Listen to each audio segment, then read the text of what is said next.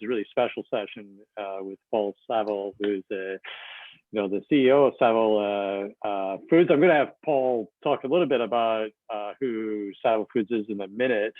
Just a lot of you have been here before, but just tell you a little bit about why we're doing this and the format. We did this over a year ago. We started this over a year ago, just meeting as a community on a Tuesday at 4 o'clock, and just to keep connected. And then a small group of us kept meeting over the summer the same way, and we decided actually it would be really good to keep it going as a community event, but actually to invite guests in and to really focus around what's happening in business, but particularly what is going to be happening, what is the shape of business going to be in the post-pandemic world. And so we've had a lot of guests from around the world, and there's a lot of different business issues, and really trying to understand what happened to their business, what's happening to where their business is actually going. And the format is quite simple. I spend 15 minutes, 20 minutes talking to our guests. And then I'm going to break you into small groups, and your job in the small groups, if some of you don't care to follow these instructions, but your jobs in the small groups is to come back with questions for the speaker, and we keep it sort of interactive. And myself and Danielle, who's our marketing communications director, she helps to curate the questions, and we'll keep the discussion going. Incidentally, can I just ask one logistical request, please? One is that some people at other meetings when we get to the breakout sessions, some of our non-student and faculty guests use it as an opportunity to make telephone calls, which is fine. But could you not log off immediately? Could you just stay back? Because then I can make sure the rooms are balanced, okay? So, and that's just a small logistical request. So anyway, we're gonna get started. We're gonna record this, and we replay these on YouTube at some point, so on our channel, so you can view it again. So Paul, welcome. And, Paul, I should do a kind of a broader introduction to you. I got an impressive bio. I'm going to talk a little bit about who the Saval Foods Corporation is in a minute, but it is it's the oldest independently family-owned corporation in food service in Maryland. It's been going since 1932. So founded, I would guess, by your grandfather, grandfather, and certainly, Paul's been driving this in continuing to renew it into new directions, and he's been really recognized throughout his career for that, his success and leadership, and a lot of contributions to the community. He's received a lot of awards. He was inducted into the Maryland Retailers Association Food Industry Hall of Fame, and he was Baltimore's CEO for Family Business Entrepreneur of the Year. So, one of the reasons I wanted Paul to join us is that I thought it was very appropriate for this series to come back to Baltimore. And Paul is very involved, not only as business in Baltimore and the Baltimore area, operates out of Baltimore, but Paul is very involved in the community. He's the board, among other boards, Northwest Hospital, Elijah Cummings Youth Program in Israel. He serves on the Federal Reserve Bank of Richmond, and they're the advisory board member, a number of the BIC Educational Foundation, a number of other industry committees. He's totally educated in Maryland, which is BS degree, government politics from University of Maryland, College Park, and a JD from the University of Baltimore School of Law, MBA from Loyola University, and did practice law for a couple of years before joining Saval Foods. And I'm not sure if you, I'm sure you worked I'm sure you worked as a family member at one time, but you went back to Saval Foods in 1983. So that's Paul, and still lives in Maryland. His family, and he's got, you know, he also has a grandson and 2 granddaughters. He says, just you know, so welcome. And I thought it'd be a good thing just to, you know, focus this, just to have people understand just where Saval Food Services is, what you do. I mean, I know we see your, you know, your, you know, trucks, you know, around in Baltimore, but you know, and I know you have 2 businesses, Saval Food Services and Deli Brands of America, but maybe you can say just a little bit so everybody's got in, you know, an even playing field about what the business is and who you serve, and you know where you operate out of. Okay. Sure. So my grandfather, when he started the business in 1932, he was a little deli distributor right off of Lombard Street in East Baltimore, and started making corned beef and pastrami for the local delis on Lombard Street and the surrounding areas in Baltimore. And we became a deli distributor, 30s, 40s, 50s, 60s, 70s, 80s, and started expanding the product line when we had a facility in DC, and they sold a few more things. And when we merged the distribution facilities here in Elkridge, Maryland in '88, we had about 500 items in stock that kind of were deli related, but it became very evident in the 1980s that deli, number one, was not going to be the cuisine of choice, and number two, you could buy deli in the grocery store instead of the corner deli. So if we were going to continue to grow as a distributor, we would need to sell every type of restaurant, everything. And so not to say that deli was going to go away, because we have a manufacturing plant in Baltimore City. We still do today. We have one in Baltimore County that is a slicing operation and a logistical center that supports Deli Brands of America. And our distribution facility has expanded and grown over the years. And we're in Elkridge, Maryland. We have a 120,000 square foot warehouse.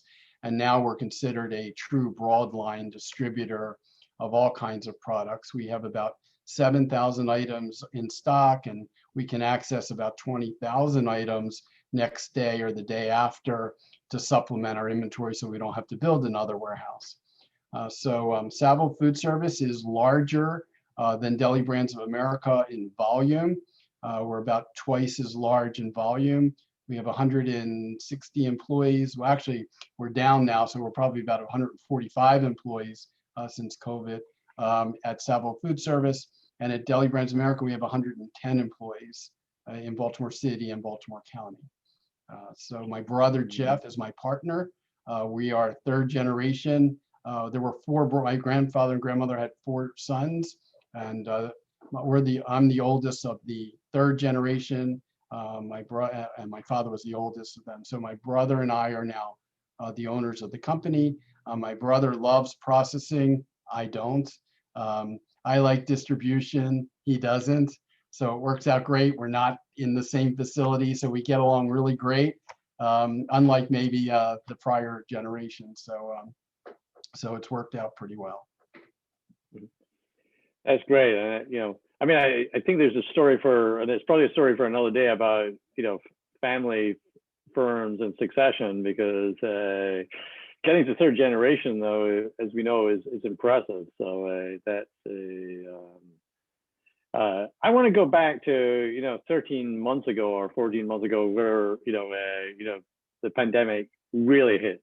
And so what happened to Saval Foods? I mean, well, you know, so we sell the broadline food service distribution part of the business. Saval Food Service sells restaurants. We sell mom and pops. We don't sell prisons. We don't sell public schools.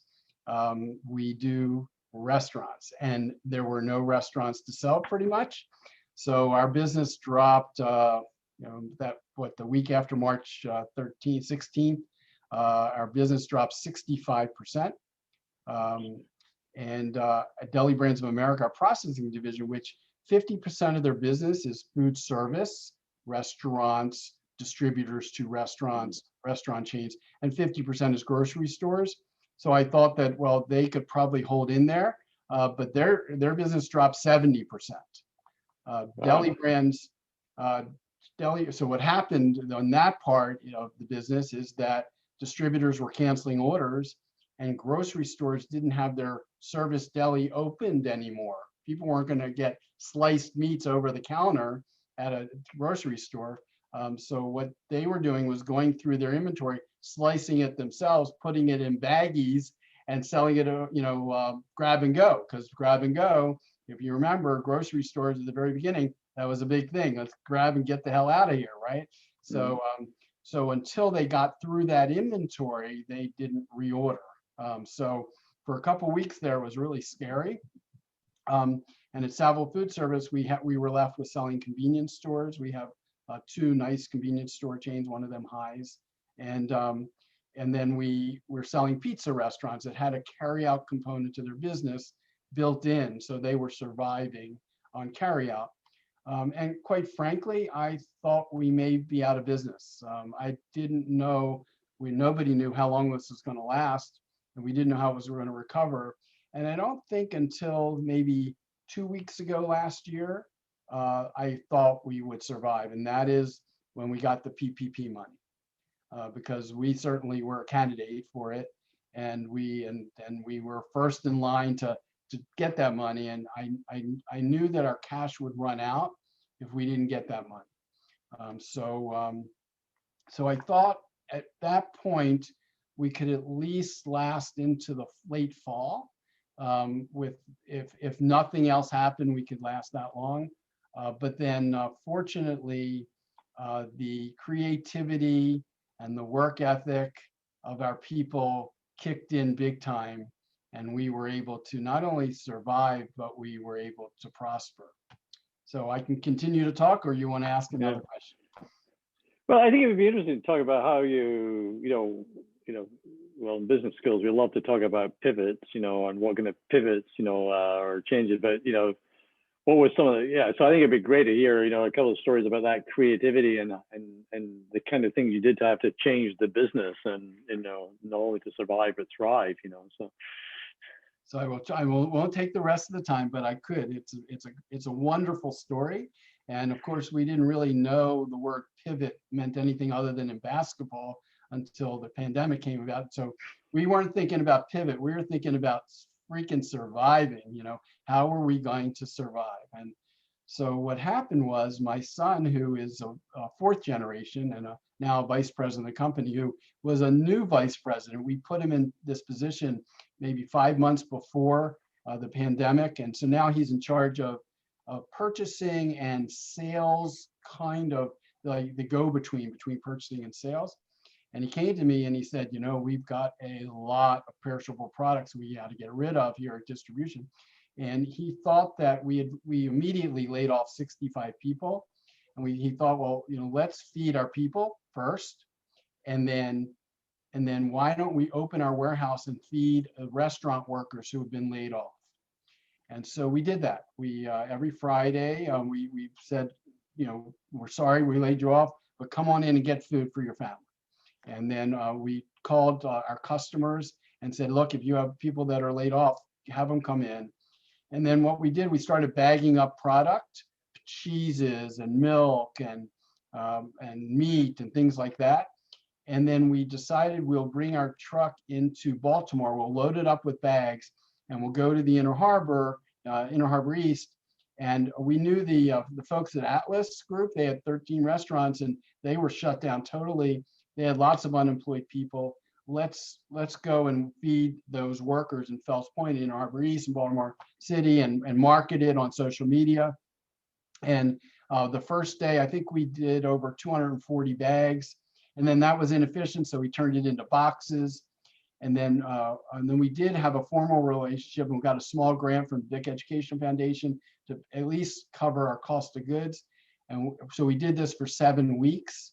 And then we decided to go to other areas. So we went all over the place. And what happened was we got a lot of publicity. My son got a lot of publicity. And then we met people in the nonprofit world who had money to feed those in need.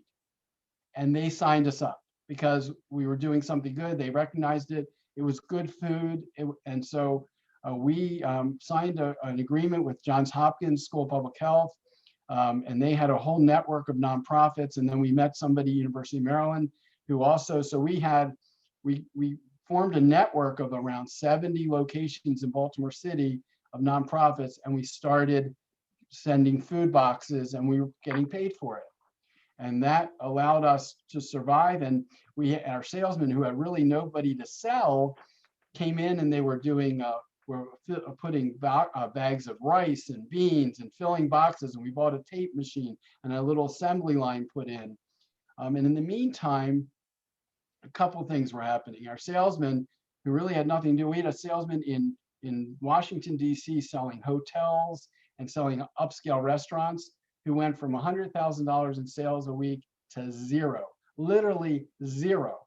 So what he had plenty of time on his hands, so he figured he'd get his car fixed in Harford County. He had a buddy, and his buddy actually knew the guy that ran ShopRite, Klein ShopRite, and I knew him too. And ironically, I had decided I'm going to call every friend I know to see if they could help us, because in the grocery store business, because they didn't have any product, they were getting just people were taking everything. So, but we had a lot of stuff, not in the packages that they were used to selling, but we had lots of stuff. So I called Marshall Klein I think it was on a Wednesday, and my guy happened to go in on like a Saturday, and then I called Marshall back on a Monday. He said, you had a guy here. And anyway, to make a long story short, in that regard, we ended up, so Sean, who went from 100,000 to zero, went to 118,000 overnight because we had lots of meat. It was high priced stuff. So, and then because of his example, some other sales guys started going to the independent grocery stores in their market, and Gershbeck's and Hebron ShopRite, and we did, all over the state, and got a little bit of business. And in the meantime, our normal supply chain, the pizza shops and the carryouts were starting to figure out how to do that business. So that was coming up a little bit at a time. So the nonprofit business, the grocery business, we started sending trucks to homeowners associations because they didn't want to go to the grocery store. So we had about 6 homeowner associations that we filled up. And then our IT guy said, let's set up a website and have people who don't want to go to grocery stores come into our warehouse and pick up business. So we had the mysaval.store, which we still have today for warehouse pickup of products. So that all led to, and I'll finish the story quickly, is that led to an opportunity that the USDA had put out, the Farmers to Family Food Box program. And we bid on round 1 and we lost. And we bid on round 2 and we lost. And we bid on round 3, and the lady said, this is such a bad, because we don't do bids here. So I was doing it myself with my assistant. I said, we're going to win round 3. And she said, your application is rejected, and I'm not even going to spend any time on it. I said, whoa, whoa, whoa, whoa, whoa. So luckily she responded, and we actually won that bid. And that bid was in October and November, and it was more business than we had budgeted to do originally. So that was amazing. Everybody came back to work. We brought everybody back to work. Deli Brands participated in sliced meats to sell in those boxes. And Deli Brands business had come back much quicker than Saval. So they were selling the farmers boxes of the people that won before. And then we were selling product to produce companies who were peers of ours who didn't do meat. So it was just an amazing September, October, November. And then the Baltimore City then found us, and we had this wonderful network. We merged it with their network, and now we're doing food boxes for Baltimore City. So Hello. Bottom line is we survived and we did okay. It sounds like you did more okay. And so, I was, before we get to a break, I was going to go in a direction where I was going to ask you how business was today. Mm-hmm. But I'm really intrigued with, with one aspect of this story.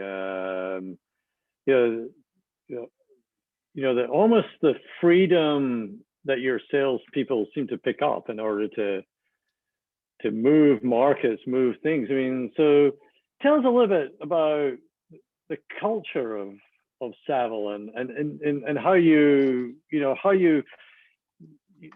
got that mindset into your salespeople. They're able to make that adaptation. Yeah, so I have show and tell here. So we teach this book at work called Conscious Business. We started teaching it back in 2005. Fred Kaufman is the author. He's an Argentinian math professor who adopted this concept of conscious business. And one of the key components of conscious business is to take responsibility, that you have the ability to respond to circumstances beyond your control. Like in the book that Elie Wiesel wrote in Nights, where he's in a concentration camp, and how is he going to deal with this? He's a young boy, and he decided that he could control how his mind dealt with these circumstances. Of course, he became a famous writer and survived the Holocaust. But the victimhood, we talk about at Saval being a player, not a victim. I preach it, and I preached it for years, and now it came into play big time. We used to tell little small stories about this. If you're not on time because of a traffic jam, first you say you're sorry, and then you say, I should have left myself more time, and then you say there was an accident, right? So in this case, we could be victims, and we decided to be players, and our people just were amazing. And that's the culture. That's what we do, and that's what we stand for. So very proud of our people. And every employee gets that book, or yeah. So we don't expect everybody to read the book, but so what we do is with some of our plant personnel and with our drivers and things, we do seminars. Our people manager, we in pre-COVID time, we have quarterly meetings where I would share our strategic plan objectives and our initiatives, and we share financials with our people down to EBITDA, and then we talk about conscious business.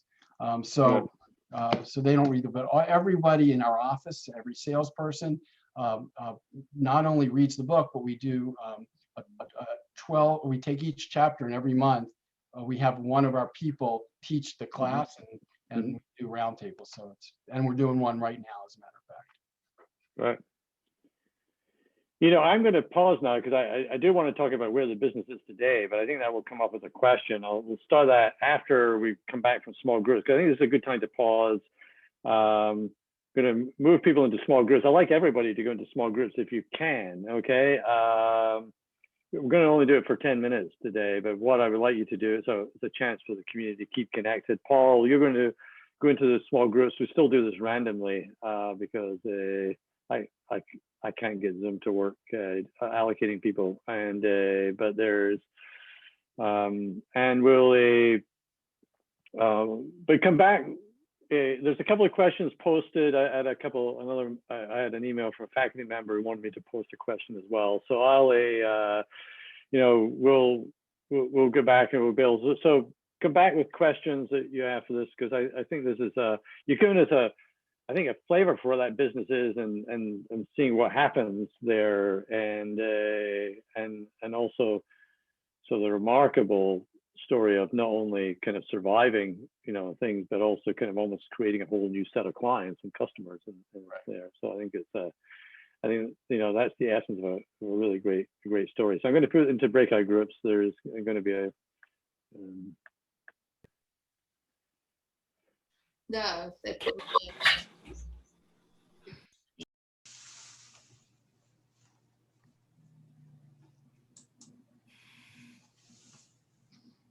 Hey, Brian.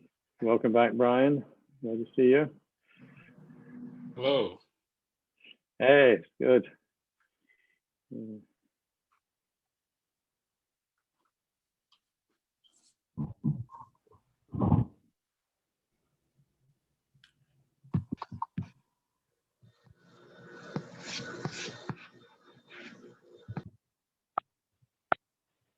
Larissa, thank you for those kind words. Appreciate it.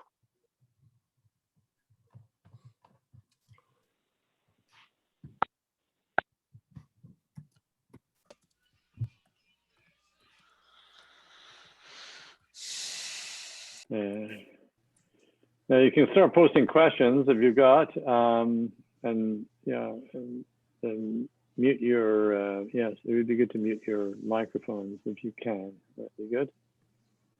Do you want me to go through the questions on the chat? Paul, yeah, no, I couldn't see you. If you hadn't appeared yet on my screen, so I wasn't sure. All right, you're back. That's good. Yep. Thank you. Let me ask you the first question I got from one of our faculty members, and she reminded me that there are some students here who are in class next week are going to cover short-term business decision making. So I think it would be useful just to go back over again, how you evaluated, where your business was in that short term, where the existing business is going, and then, how you evaluated, getting into that new business stream as you talked about how it emerged. Was there do you have formal ways of analyzing and thinking about that, and how did that work? It's interesting because my role in the company is not short-term decision-making anymore. It's long-term planning. I'm a planner, and I'm probably a better planner than I am an executioner. And I know that, and that's why I have great people that are able to execute the plan. So, but I'm also a fighter, and a survivor of into the third generation, as you said before. That wasn't easy getting there. So I don't like to lose, and I have a team that doesn't like to lose, and so and my son is also one of those. So we kind of just were trying to figure it out, and everybody was contributing an idea. The homeowners association idea, the curbside pickup website. Over a weekend we created that website. It is still there, mysaval.store. You can go on it. It's pretty cool. It's pretty slick. It's easy to use, and then we're also relationship people. As you said, we're Baltimore born and bred, and we don't know everyone, and everyone doesn't know us, but we do have relationships, and sometimes you need your friends, and you need people that to as a resource, and so you reach out and try to get help, because you certainly don't know it all, and I don't. So that's what we did. We reached out, and we got lucky. That's so I'm hearing a little bit more that it's less about doing the formal decision making and things like that, and a lot more about we call this sometimes emergent decision making. Is that? Yes, I have this on my desk. I didn't put this on here because I was going to be on this today, but I have this on my desk, and I had it propped up. But this has been torn up. This is no more. I kind of tore this up, and I was telling my assistant, I need to come up with a new one, because the plans that we had in 2020, we had to come up with a new plan. So. Yeah. And a couple of people, I'm going to talk about. There's a couple of themes about how you're handling things from an HR point of view, and where things are coming today. The transition question, you talked a lot about sort of change, the changes you had to make to the business, and there's two connected questions. One, I think, is a kind of a culture question, but I think it's also a business question. What is snap back? Is a business snapback? Are there other ways in which you operate snapback, which were before, and what is continuing on? That would be the way of sort of framing where you are today, and where you're seeing things today. Right. So I might take it a little different direction. So here's a couple things. One is we are strident budgeters. We budget, and we try to stick to that budget.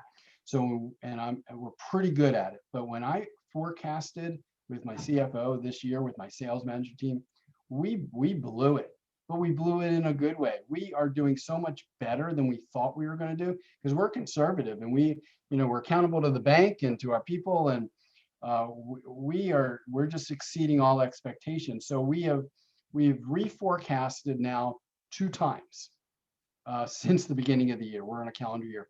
So we reforecasted about 8 weeks ago, and now we reforecasted again this week because we're doing better than we thought. So that's one great thing. And that is because in the last 5 weeks, business has really popped back in the restaurants. There are people going to the restaurants, and that's with no business in DC. DC is still 25% capacity. No hotels are really open. Restaurant, I mean, DC is still shut down, yet our overall business is doing better than ever. Plus, we still have some of the business we picked up during the pandemic that we still have. So it's really helped us. So we're doing better than ever. But there are some things that we're looking out at. Number one, you say snap back. Well, how are we going to snap back? We're going to snap back when there's no more pandemic. And how are we going to do that? Well, there's people that have different views on that.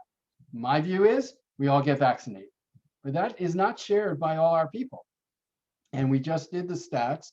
In our 2 facilities, we have 50% vaccination success at our processing plant, and we have 69%, no, I'm sorry, 73% in our distribution. So I'm frustrated by that. I think everybody should get vaccinated, but even some of my senior people don't believe like I. So how are we going to deal with each other? It's a struggle. It is difficult. And I've been dealing with this since last summer because we knew there was going to be vaccinations coming. And we started this discussion last summer. And it hasn't changed much, but we're picking off one at a time. We're trying to make it as easy as possible. We set up with the Maryland Manufacturers Association, we set up the mass vaccination sites, and we had 60 people go 3 weeks ago to get their first vaccine. And now I'm trying to figure out how to get their second vaccine without them missing work. So we did that today. We kind of rescheduled them all for Friday, Saturday, but we still have a lot more to get vaccinated. And I don't think I'm going to be successful. And I think Biden's even talking about this vaccine hesitancy. And now we've done the easy part, and those that were eager to get vaccines and those are not. But I got to tell you, we will have disruption, and we will not snap back because we're not all going to get vaccinated. So we're all going to still have to wear the masks, and we're going to have to protect ourselves and our families and our loved ones. And one of my people came in with 18 reasons why you shouldn't get a vaccine.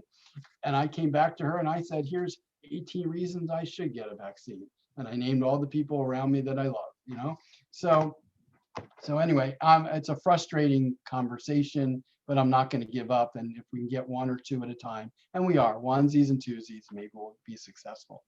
And then the other thing I mentioned is the dynamic of the people working from their home, like many of you today.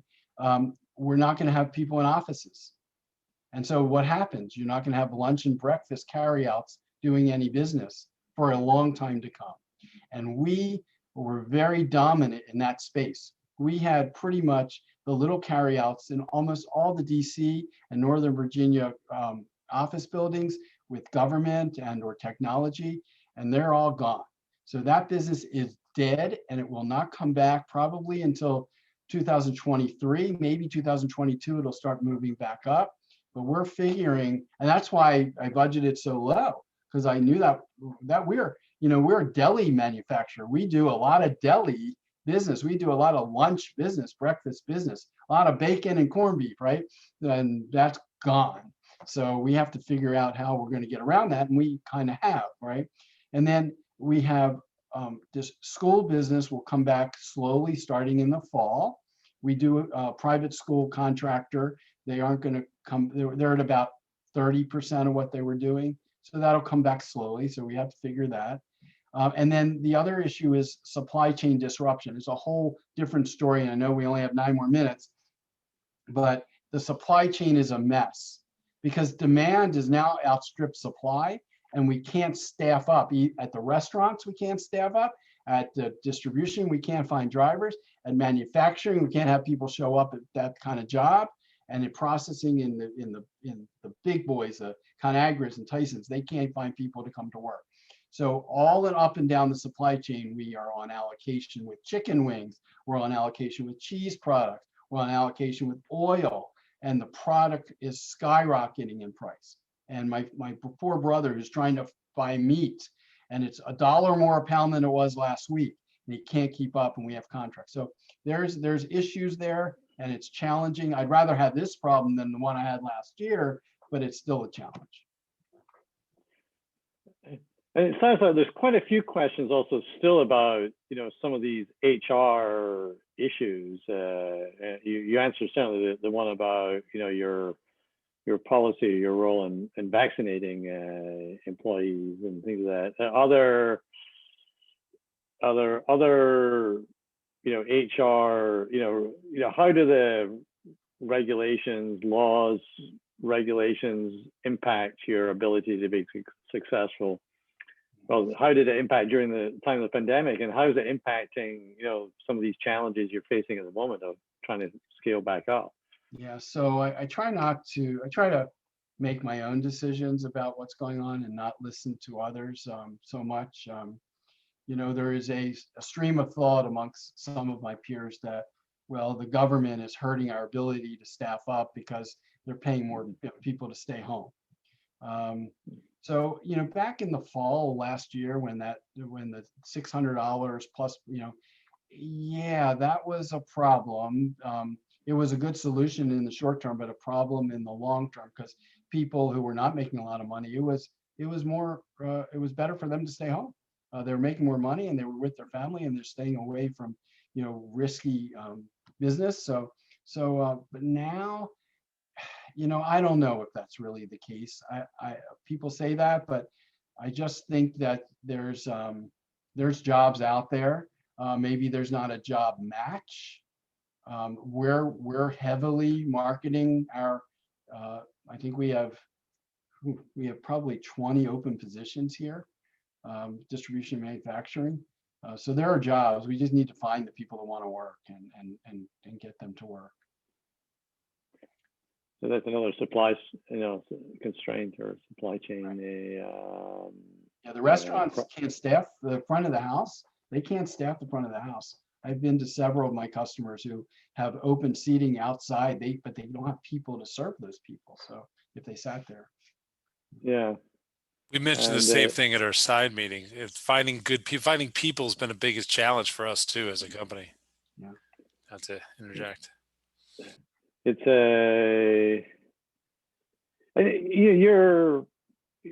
I'm going to sort of expand a little bit on this question because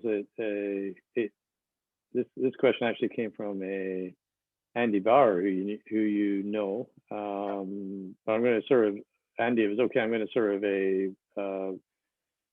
interpret it a little bit. His first question, the way he states it was, how was management really during that time when you were really at your kind of low point early on in the pandemic? And I'm sort of, interested in what was going on in your management at that time. And this is a crisis. And we actually did talk about this with some other guests about just how you respond as a leader during that kind of crisis point, and whether that's influenced the way you manage now. That's another thing that we discussed in some previous sessions. So thank you, Andy. That was just sort of a good segue into a nice bridge to some other conversations we've had in these sessions. So I did a town hall. I started a town hall meeting every Friday, probably 3 weeks in, and because I couldn't really see people live, and everybody was worried about me because I'm getting older. So they kind of stuck me in my office, and so the way to combat that was to talk. And when we laid off everyone, it made me sick to my stomach. It was crying, but people were coming to my door, and they were saying, we understand, we understand. And it made me feel a little better. I didn't feel good, but it made me feel better. And I promised that we would get them back as soon as we could get them back. And we did get them back. And so that was okay. I wasn't used to that, I really, and I have people that fire and hire now. I don't do that anymore. So, but I was the one that made the decision, and I was the one that had to give the message. And I'm a pretty even keel person, but your stomach hurts and you can't eat and you can't sleep, and you internalize it all and you try to stay positive, so that you can overcome, right? So that's kind of back to what we talked about before. So that's kind of how it was. And in 2007, we had the, we had the recession, 2008, and we had some similar things happening there, and we were in trouble then. We lost a lot of customers, a lot of business then. So and we overcame that. And it was like a much smaller version of this. And we did okay, and we came out of it strong. And I knew with once we got that PPP money and give us some time, I knew we could do this. I knew we would be fine. I didn't know it would take this long. I couldn't believe, we thought by the fall we would be back, but now we're kind of used to it, and we're working it. So, we also I didn't tell you, we had a ransomware attack on Thanksgiving week. So we had another virus besides that virus, the COVID. We had it was terrible, really, really terrible. You talk about a crisis, you don't want to get a call at 1:35 in the morning. You just don't. And we're down, and we can't do anything, and we're frozen, and I got up, got my pants on, and came to work. We got there at 1:45, and had some of my people here, right? And it was horrible. But we got out of it, and we made it, and we recovered, and we learned a lot. And we're spending a lot of money now to not have that happen to us again, because we will get attacked again, but we better be prepared. That's very frightening. So at the same time, bad people take advantage of circumstances that they can take advantage of, and there are a lot of bad people out there too. Absolutely. Yeah. I think you've answered this already, about the new business you created, whether that's going to continue. But I'm wondering, maybe you could address that a little bit more. But I'm wondering whether you see new opportunities, and in that world, you were describing earlier on, the way how you see offices are coming back, reopening, but we're not quite sure. Are there new offices new opportunities that you think could open up? Yeah. So while we didn't, I'll take this a couple of different directions, guys, because I already answered much of it. But yes, I think some of the business we have will stay, and a lot of it in the nonprofit world will stay. We will keep it. The grocery business will not. We've lost a lot of that business because now the supply chain's been rectified in the grocery store business, but we still have some of it, and it's pretty good business, so we'll keep that. But I also we picked up some talent on the sales end, because a lot of the other companies, our peer companies, did not treat their people well. So we picked up some good talent, which is a new opportunity. I mean, they come from a different space. We're going to do really well with these people. I got a guy out there now, and he's kicking butt. And then I had a person who was brand new during COVID, and he did really well, and I moved him up. And he'll be able to recruit others. And so I'm kind of really excited about the new people, and they're happy to be here. We're a different environment than the big boys. There's no doubt. And I haven't worked for them, but I just know this environment is different. They have names. We have feelings. We share information. There's not really a lot of secrets. It's a good place, And when we get good talent in a good place and they love the business, it's great. And we've done the same thing in manufacturing. We've picked up some good new talent. We're changing things around. We're adding a new accountability. We're going to have people to come and be a part of that on the blue collar side. And it's going to be hard. It's going to be a big change, but it'll make us better there as well. Now we're nearly out of time. There's still some questions here. I always like to ask this question last, and then we're nearly up to time, and then we'll finish. But with other sessions, I noticed this is I noticed that Michael Jones, you asked a question about managerial accounting. Was how important was managerial accounting on everyday life? And I think you did answer it, because you reforecast twice. So. Well, I have one more answer. I had a cash flow, Michael. I had a cash flow sheet. Our CFO would create every week to see where our cash was going. And I was on it. And I told him, you're being too conservative. And he was every week, but it was good. You know, it was really good. So we're still doing it to this day. I didn't do that before, but that's what we call about managerial accounting. Cash is king. Cash flow, what's going out, what's coming out. And then I took over all the payables as far as approving them. So I knew exactly what was going out. And actually the US Post Office has helped us, and we don't need their help anymore, but it takes a freaking month to get a check to somebody. And of course that has become a problem, but you know, it was helpful for a while. And if you had one piece of advice that you could give to the students here about what they should be taking out to businesses like yours, you know, what you're looking for and how, you know, what would it be? So I would hope that all of your students will be leaders of their organizations, their departments, whatever it is, or leaders of their families and leaders of themselves. Being even keel and understanding that you don't know it all, and that you listen and you listen to others and what they think, and then you make a decision and you go with it and you explain it. And it's not like it's because it's me that's saying it. It's because I've taken into consideration what you've said, and I understand and I hear, and this is what I think is the right thing to do, and be strong and go and do it and get people to follow and do that. And I think we've had that all along. And, you know, I've been doing this for a long time now, and I certainly don't know it all, but having the experience, you know, the ups and downs really help. And, you know, nothing is as good as it seems and nothing is as bad as it seems, you know, and you just got to keep that even keel to stay positive about things. That's great. And it's, so I'm hearing leadership, internal resilience, but a strong sense of being a leader. But managerial accounting is still important. So,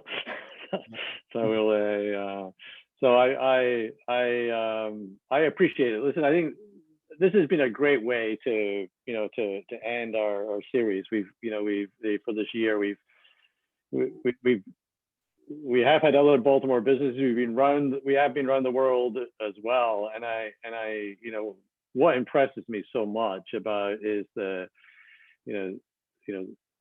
for me, this is an epitome of what in some ways Baltimore is. And, we have, some great companies in our ecostructure, often family companies like yourself, resilient into third, now you're going into fourth generation companies, but with a sort of deep cultures, embedded in there that I think we can all learn from. So a number of people have, by the way, Paul, have been suggesting, there's a book here, so we should talk. Because I think there is some great stories here about that ability to pivot and keep going and actually apply that cultures. But I think it's a great story. So I really appreciate you coming. So let's give a digital or physical that. And I want to thank everybody for coming.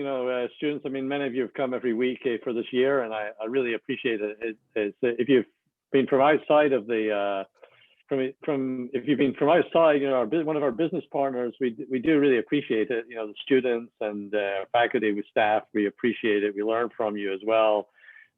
It's been great working with, for me, because I haven't been teaching this year, I've loved having, students in front of me, and it reminds me, I'm the dean. This is you're the reason I'm here, and I know our faculty have really appreciated the opportunity to actually listen and work with leaders like Paul. So thank you everybody for coming, and everybody be safe. Okay, so thank you very much. Thank you. Okay, thanks, Murray. Okay, thanks, bye-bye. Paul. Welcome. Great